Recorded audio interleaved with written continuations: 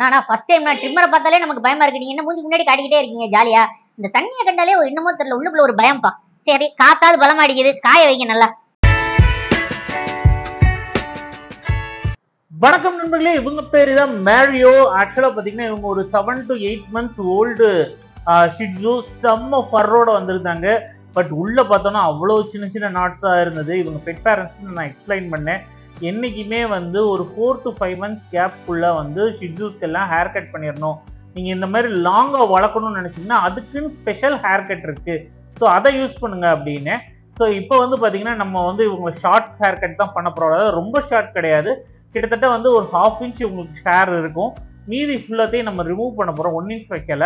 ஏன் ரீசன் அப்படின்னா இவங்களுக்கு வந்து 1/2 inch to 1 inch அந்த கேப்பில் வந்து கட்டிகள் இருந்தது. ஸோ இந்த மாதிரி சான்சஸ் நிறைய உண்டு. இது வந்து கோம் பண்ணால் அவங்களுக்கும் ரொம்ப வலிக்கும், ஹேரும் புல் பண்ண மாதிரி ஆகும்.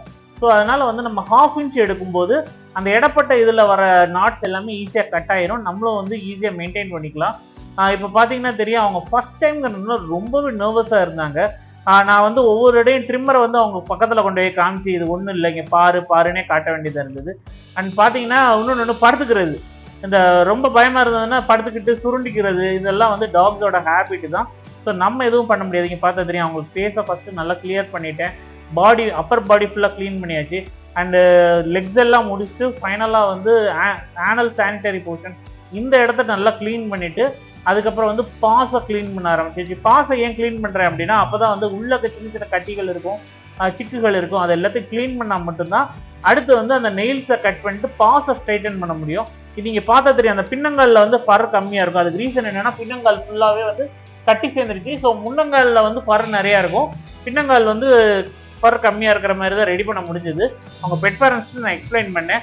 அண்ட் குளிக்கும் போது பார்த்தீங்கன்னா செம்ம பயம், தெரிச்சு ஓடிட்டார். தண்ணியை பார்த்துறீங்க பாருங்க, எது பார்த்தாலும் சரி நம்ம வெளியே ஓடி குதிச்சு வந்துடுறேன். அதில் பின்னாடி அவங்க பெட் பேரண்ட்ஸ் வேறு நின்றுக்கிட்டு இருக்காங்க. குதிச்சுட்டு வந்துடுறேன் அப்படிங்கிற மாதிரியே தான் ரொம்ப ஃபீல் பண்ணாப்புல. ஸோ இருந்தாலும் அவங்கள கண்ட்ரோல் பண்ணி அவங்கள நல்லா குளிப்பாட்டி தேய்ச்சி குளிப்பாட்டி கண்டிஷ்னர் எல்லாம் போட்டு நல்லா துவட்டிட்டு அதுக்கப்புறம் ப்ளோ ட்ரையர் போட்டுவிட்டு அழகாக ரெடி ஆக்கியாச்சு. நீங்கள் பார்த்தாலே தெரியும். இதுக்கப்புறம் ரொம்ப பொறுமையாக வெயிட் பண்ணார். என்கிட்ட வந்து அந்த ப்ளோ ட்ரையர் போடும்போது ரொம்ப பிடிக்கல. ஸோ எதனால் சொல்கிறேன் அப்படின்னா ஒரு 7 to 8 months வரைக்கும் வெயிட் பண்ணாதீங்க.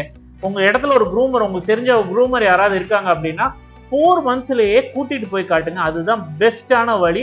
அப்போ தான் வந்து உங்கள் டாக்ஸால் ஒரு விஷயத்தை கற்றுக்க முடியும். அதுக்கு இல்லைன்னா ஒரு 1 yearக்குள்ளேயாவது ஒரு 1 time கூட்டிகிட்டு போயிருங்க. நீங்கள் டைம் கேப் எடுக்க அது வந்து அவங்க ரொம்ப பயந்துக்கிட்டே போவாங்க. இந்த வீடியோ உங்களுக்கு பிடிச்சிருந்தா லைக், ஷேர் அண்ட் சப்ஸ்கிரைப். நம்ம அடுத்த பார்ப்போம். பாய்.